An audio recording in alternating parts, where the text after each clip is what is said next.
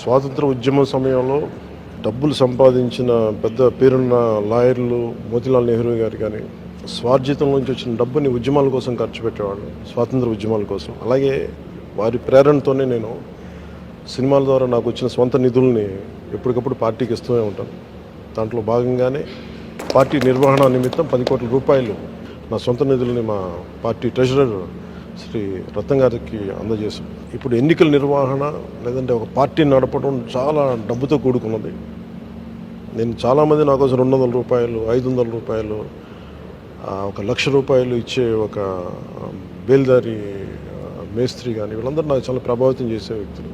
500-600 రూపాయలకి కూలి చేస్తే నాకు ప్రతిరోజు 100 రూపాయలు పంపించే రైతు కూలీలు ఉన్నారు. సో వాళ్ళే అంత బలంగా పార్టీకి అండగా ఉన్నప్పుడు ఆర్థికంగా నా వంతు కృషిగా నేను కూడా దాదాపు 40-50 కోట్ల పైన ట్యాక్స్ కట్టాను లాస్ట్ 5-6 సంవత్సరాల్లో.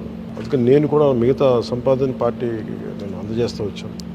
దాంట్లో భాగంగానే ఇప్పుడు 10 కోట్ల రూపాయలు అందజేశాను. మనస్ఫూర్తిగా ఇది పార్టీకి అండగా ఉంటుంది నిధులు అని చెప్పి రత్నం గారికి తెలియజేసుకున్నాను. Thank you sir. Thank you.